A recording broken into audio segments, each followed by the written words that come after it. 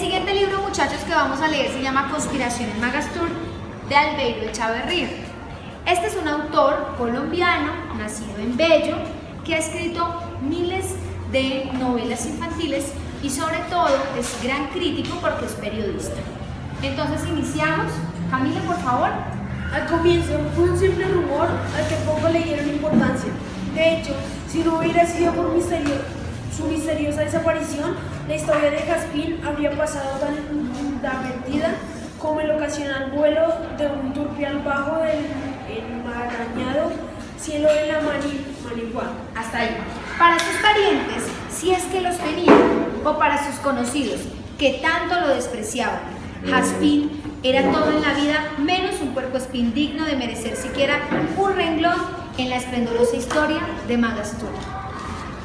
En la memoria de la gran ciudad de las madrigueras solo había espacio para las gestas de los valientes dosados dictados de consejo o las encarnizadas luchas de supervivencia.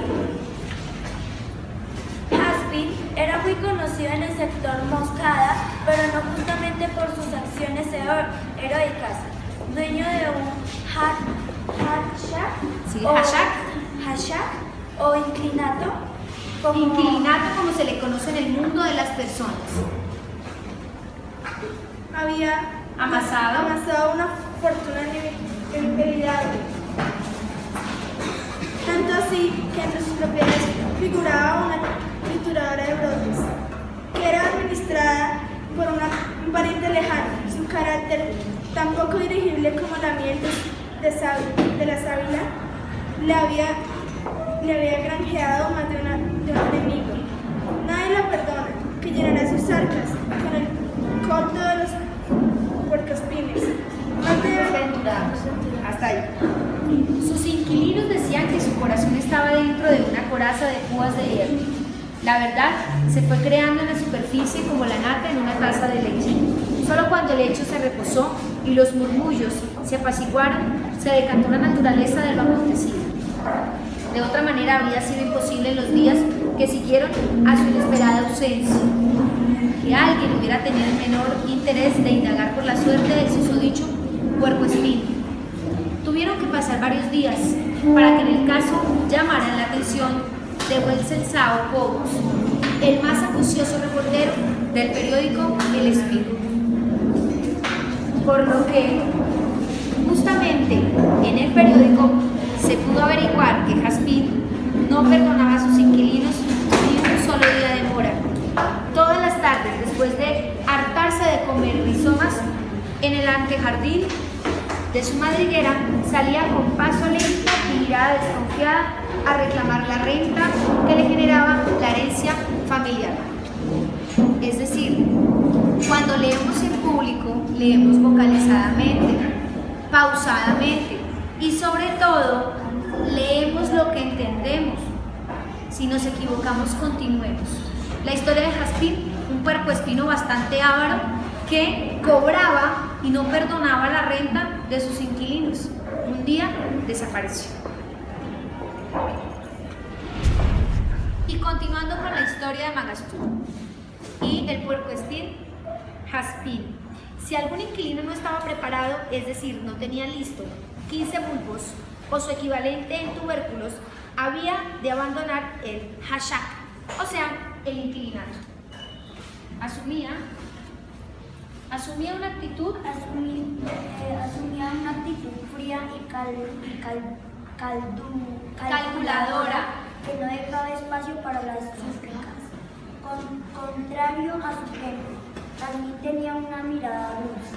Sus labios eran suaves y rosados, con un ligero tic nervioso en las comisuras. Tenía un tic fuera de eso. ¿Y qué más tenía? Tenía unas patas muy bien delineadas, provistas de fuertes garras, que utilizaba para elaborar intrincados pasadizos subterráneos con gran maestría. O sea que él hacía muchos agujeros con sus paticas. Sigue. Su línea defensiva era más atemorizante que la de un puercoespín del montón, pero sin el montón, capaz amedrentar al más aventajado depredador. El dorso, los flancos y la cola estaban cubiertas en su base con finas púas blancas que remataban las agujas negras. Para Wenceslao, No fue sencillo armar el retrato hablado de Jaspín. Un primo suyo, de nombre Pelagio, le dio unos rasgos vagos de su fisonomía, pero se negó a colaborarle en las pesquisas, tal como lo había hecho en ocasiones anteriores. Wenceslao fue advertido de que nadie estaba interesado en conocer el paradero de Jaspín. Podría haberse clavado sus propias púas en la barriga o haberse ahogado en su madriguera. hasta ahí. Si no volvía, mejor para todos. Es más, a Wenceslao le recomendaron en términos poco amigables no meter su hocico en ese hoyo. El famoso reportero del Espinoso no se dejó intimidar. Profundo conocedor de las intrigas y de la importancia de estar atento a los rumores, se convenció de que tenían entre sus garras una buena historia. Según los pocos testimonios que había recogido, Jaspín no fue a cobrar la renta el primer día de la semana de menguante. Al siguiente día, cuando concluyó la recolección de frutos, Jaspín tampoco apareció en el hachak. En la trituradora no lo extrañaron porque eran muy pocas veces el que se asomaba por allí. Es decir, nadie empezó a extrañar a Jaspín. Continuando con la historia de Jaspín, el famoso reportero del Espino no se dejó intimidar. Profundo conocedor de las intrigas y la importancia de estar atento a los rumores, se convenció de que tenía entre sus garras una buena historia, justamente la desaparición de Jaspín. Continúa. Según los pocos testimonios que había recogido, Jaspín no fue a cobrar la renta el primer día de la semana de menguante. Al siguiente día, cuando concluyó la recolección de frutos, Jaspín tampoco apareció en el hachak. En la trituradora no lo extrañaron porque eran muy pocas las veces que se asomaba por allí. Al notar que no aparecía, los inquilinos empezaron a hacer cuentas alegres y a mirarse unos a otros como si fuesen cómplices de un escabroso crimen. Hasta ahí. Imagínense, no le van a cobrar la renta. Jaspín no era el mejor amigo de todos y empezaron a pensar de qué manera justamente había muerto porque ya supuestamente lo habían asesinado.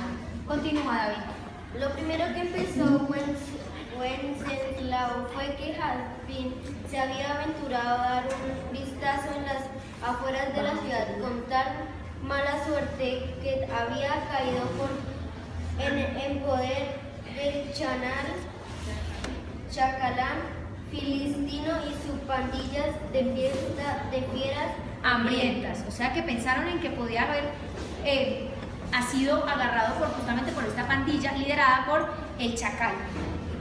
Continúa. Ya había ocurrido en otras ocasiones con otros puercoespines que se habían dejado arrastrar por la tentación de buscar alimento exótico en las entrañas del bosque. Ninguno había regresado a contar el cuento. Hasta ahí. Todos, el Magastus, sabían que Filistino y sus secuaces eran los únicos que podían enfrentarlos, sin parecer en el intento. Cualquier otro animal que se atreviera a atacarlos, por poderoso que fuera, se habría de arrepentir por el resto de sus días. A pesar de todo, no faltaba el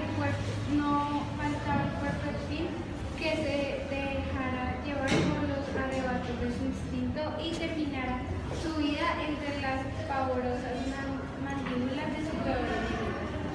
Es posible esa clase de puercoespines no refrendan sus impulsos y pierdan fácilmente el control sobre sus acciones, dijo Pelagio, cuando escuchó la hipótesis de su acicalado primo, somos muy pocos los que hemos sido premiados con el don de la autocultura. Pero también es cierto que nadie está a salvo de una tentación, dijo Wenceslao. Lo único que nos detiene es el temor al castigo. ¿Acaso no te parecería ir en busca de una esponjosa y cálida raíz del Sahir? En este capítulo hemos hablado de la desaparición de Jaspín. ¿Cómo? No se sabe. ¿Será sido capturado por una banda liderada por un chacal? Tampoco se sabe. Pero sí sabemos que un reportero quiere ir en busca de esa historia. Muchas gracias.